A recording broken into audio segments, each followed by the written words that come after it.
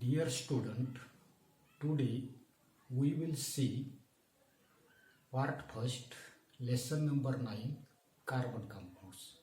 विद्यार्थी मित्रांनो, आज आपण त्या ठिकाणी भाग 1 मध्ये 9व प्रकरण कार्बन कंपाऊंड्स, कार्बनी संयुगे त्या ठिकाणी पाहणार आहोत. In it we will see bonds in carbon compounds. Carbon a versatile element, hydrocarbons, functional group and homologous series, nomenclature of the carbon compounds, chemical properties of carbon compounds, macromolecules and polymers.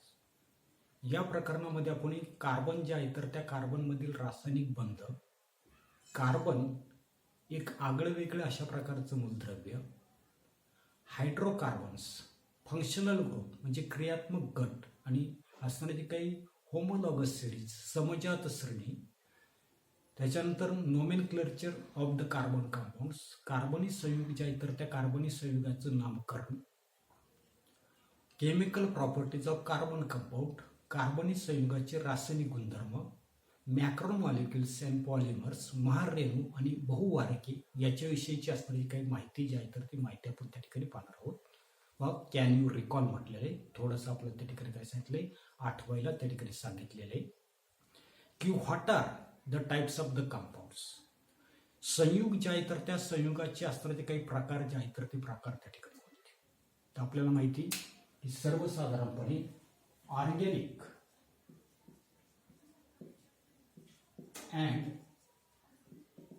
inorganic. Organic and inorganics are the two important types of the compounds. जे सर्वसाधारणपणे सेंद्रिय आणि असेंद्रिय संयुग अशा प्रकारचे असणारे जे काही संयुग जे आहेत तर त्या संयुगाचे दोन महत्वाचे अशा प्रकारचे प्रकार दिले आहेत. Second question, objects in everyday use such as foodstuff, fibers, papers, medicine, wood, fuel are made up of the various compounds. अन्न पदार्थ असेल, धागे असेल, कागद असेल, औषधी लाकूड असेल, इंधन असेल, ही आपल्या नेहमीच्या वापरातील असणाऱ्या काही वस्तू ज्या आहेत तर त्या अनेकविध अशा प्रकारच्या संयुगाच्या त्या ठिकाणी बनलेल्या आहेत. Which constant elements are common in this compound. आणि हे असणारे काही संयुग जे आहे तर त्या संयुगांमधील सामायिक असणारे काही घटक मूलद्रव्ये जे आहे तर ती घटक मूलद्रव्ये त्या ठिकाणी कोणती काय सांगता येईल. The constant elements common in this compounds are carbon, hydrogen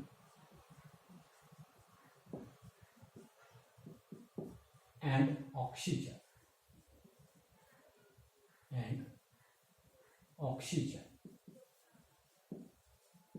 म्हणजे सर्वसाधारणपणे याच्यामधले सामायिक अशा प्रकारचे असणारे काही घटक जे आहेत तर ते घटक आपल्याला कार्बन असेल, हायड्रोजन असेल, ऑक्सिजन असेल अशा प्रकारचे 3 घटक या सर्व पदार्थांमध्ये आपल्याला त्या ठिकाणी काय होता दिसतात, कॉमन किंवा सामायिक त्या ठिकाणी आढळून येतात दिसतात.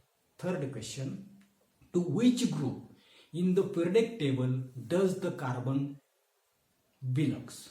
आपण त्या ठिकाणी असताना जो काही पिरियडिक टेबल जो आहे तर ते पिरियडिक टेबल त्या ठिकाणी पाहिजे. आता हा जो असताना जो काही पिरियडिक टेबल जो आहे तर त्या पिरियडिक टेबलमध्ये आपल्या त्या ठिकाणी लक्षात येत नसते की असताना ते काही कार्बन जे आहे तर ते कार्बन जे आहे तर ते आपल्या लक्षात येत नसते की carbon belongs to the group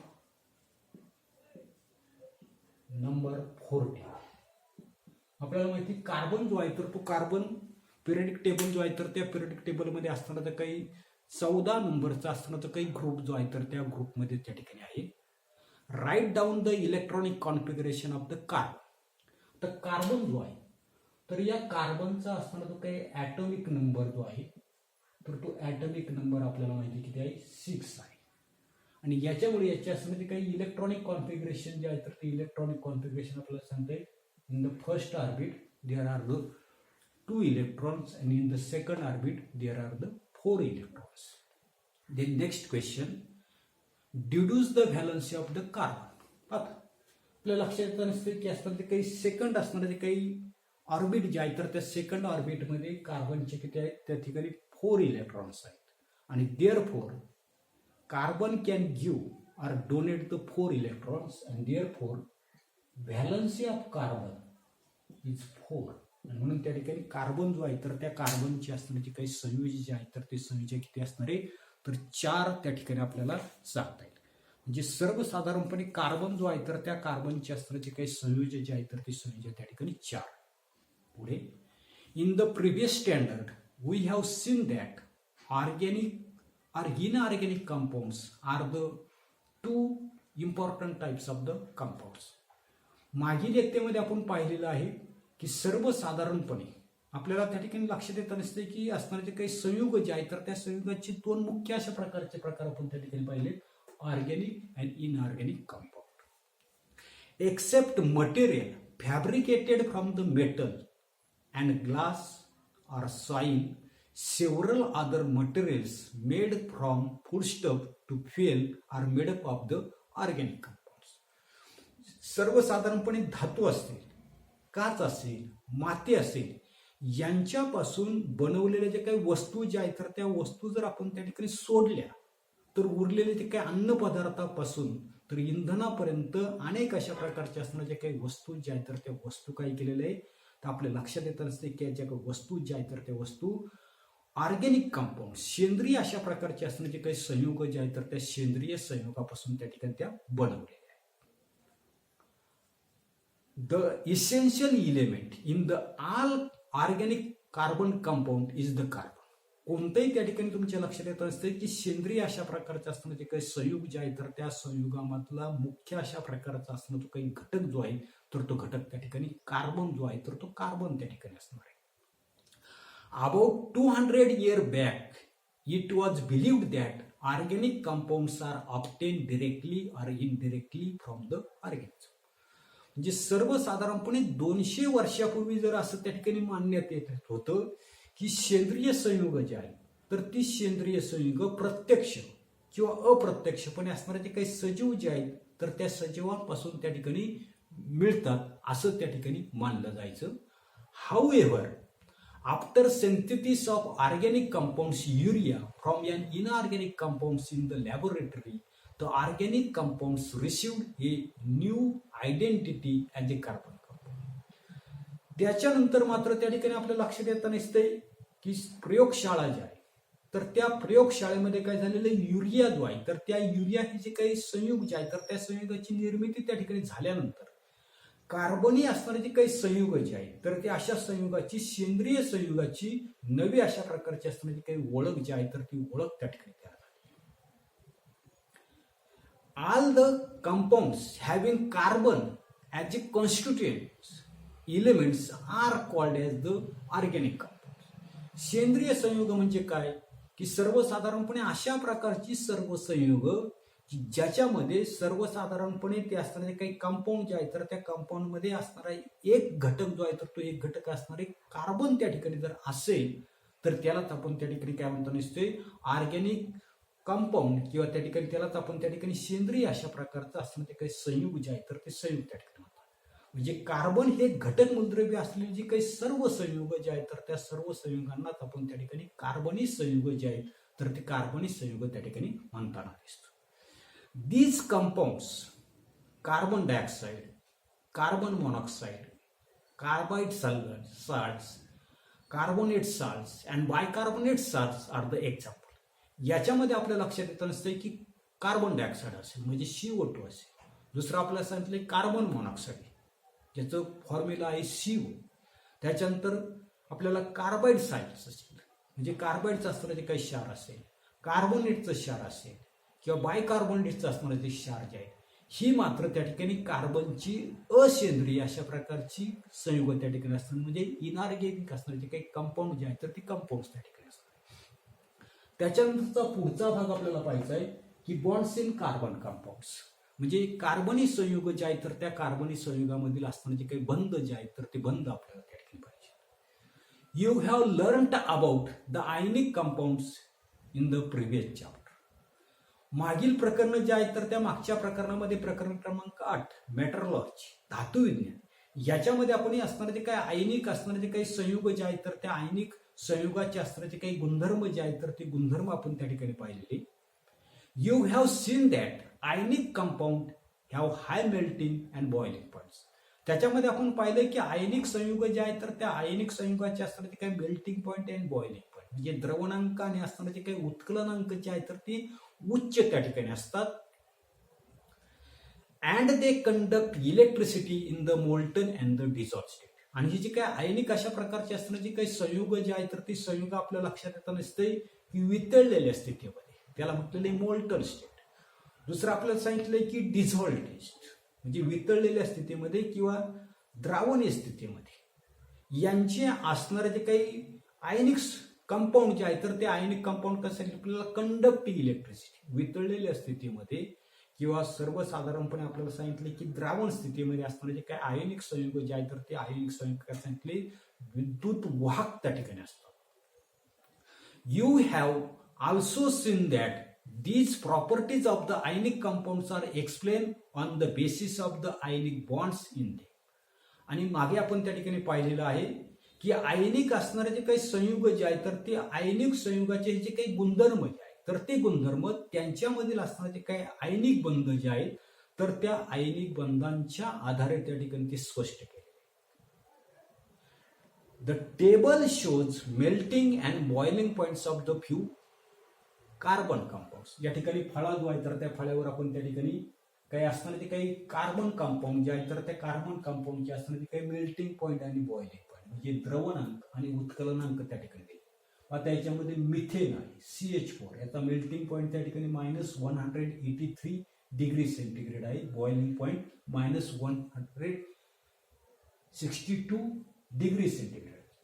ethanol CH3CH2OH melting point -117 boiling point +78 आहे. त्याच्यानंतर क्लोरोफॉर्म CHCl3 -64 बॉइलिंग पॉइंट +60.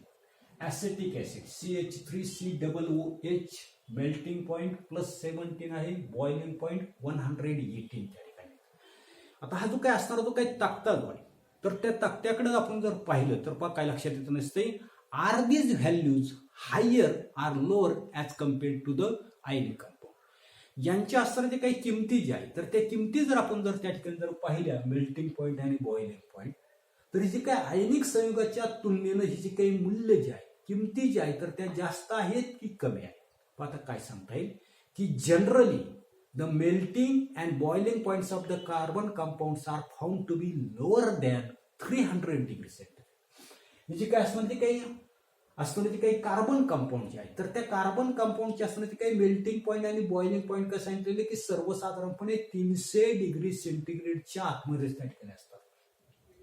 उदाहरणार्थ आपल्या लक्षात येत नसते की मायनसमध्ये आहे म्हणजे 300 डिग्री सेंटीग्रेडच्या खाली त्या ठिकाणी काही करत नसते. कार्बनी संयुग जे आहे तर त्या कार्बनी संयुगाचे उत्कलनांक जे आहेत तर ते उत्कलनांक आपल्याला त्या ठिकाणी 300 डिग्री सेंटीग्रेड पेक्षा त्या ठिकाणी हा जो काही तक्ता जो आहे तर त्या तक्त्यावरून आपल्याला त्या ठिकाणी आढळण्यात. Next, from this we understood that intermolecular attractive force are weak in the carbon compound.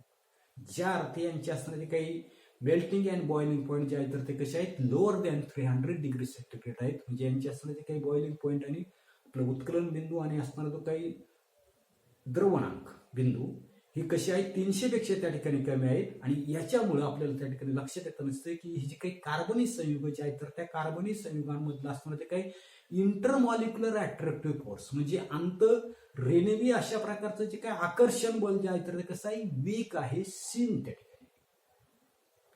In the previous standard on testing the electrical conductivity of the carbon compounds, glucose and urea, you observed that are not the electrical conductor. यात्ता 9वीला आपण त्या ठिकाणी पाहिले की विविध अशा प्रकारचे असणारे काही द्रावण जे आहेत तर त्या द्रावणांचं विद्युत वाहकतेचं असणारं जे काही टेस्टिंग आपण त्या ठिकाणी केली, परीक्षण त्या ठिकाणी केलं. त्याच्यामध्ये असणारे काही ग्लुकोज असेल, युरिया असेल, अशा प्रकारचे असणारे काही कार्बनी संयुग जे आहेत तर त्या कार्बनी संयुगांमधून असणारे काही इलेक्ट्रिकल कंडक्टिव्हिटी जे आहेत किंवा करंट जो आहे तर तो करंट त्या ठिकाणी वाहताना दिसत नाही हे आपण आत्ता 9वीला त्या ठिकाणी पाहिलं. Generally most of the carbon compounds are found to be the bad conductors of the electricity. आणि सर्वसाधारणपणे बरेचसे असणारे काही कार्बनी संयुग जे आहेत तर ते कार्बनी संयुग विद्युत जे आहे तर त्या विद्युतेची दुर्वाहक असल्याचं आपल्याला त्या ठिकाणी दिसून येताना दिसतं. From it we understood that structure of the most of the carbon compounds lack ionic compounds. आणि याच्यावरून आपलं त्या ठिकाणी लक्षात येत नसतं की बहुतांश अशा प्रकारचे असणारे काही कार्बनी संयुग जे आहेत तर त्या कार्बनी संयुगाचं असणारे काही स्ट्रक्चर जे आहे त्याची असणारी काही रचना जी आहे तर त्या रचनेमध्ये आपल्याला आयनिक बंध जो आहे तर त्या आयनिक बंधांचा असणारा जो काय अभाव जो आहे तर तो अभाव आपल्याला त्या ठिकाणी आढळून येताना दिसतो. It means that the chemical bonds in carbon compounds do not produce ions.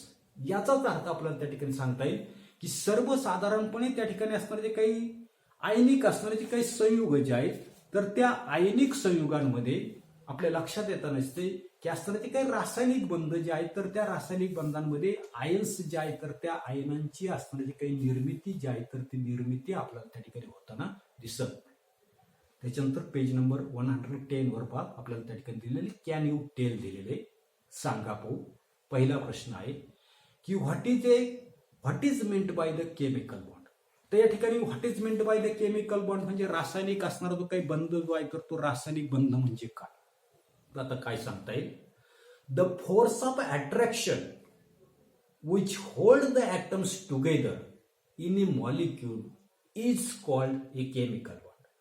रासायनिक बंध म्हणजे काय की असणारा जो काही रेणू जो आहे तर त्या रेणूमध्ये असणारे काही ॲटम्स जे आहेत अणू जे आहेत तर त्या अणूंना एकत्र धरून ठेवणारं जे काही आकर्षण बल जे आहे तर त्या आकर्षण बलालाच आपण त्या ठिकाणी म्हणणारे केमिकल बॉन्ड. त्याच्यानंतर सेकंड क्वेश्चन त्या ठिकाणी आहे पहा की what is the number of chemical bonds that an atom of an element forms called.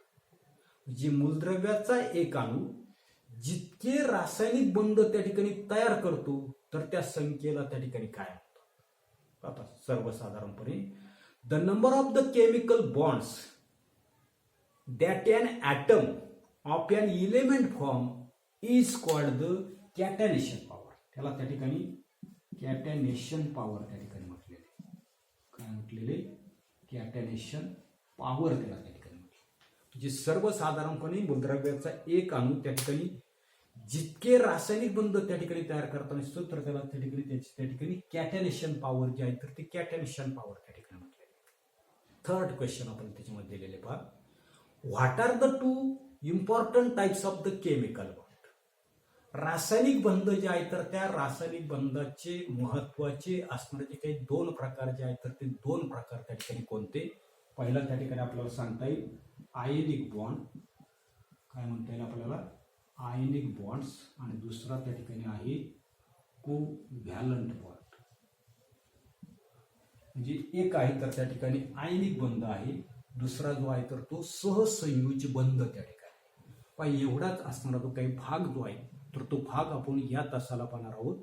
पुढील भाग पुढील तासाला पाहू. धन्यवाद.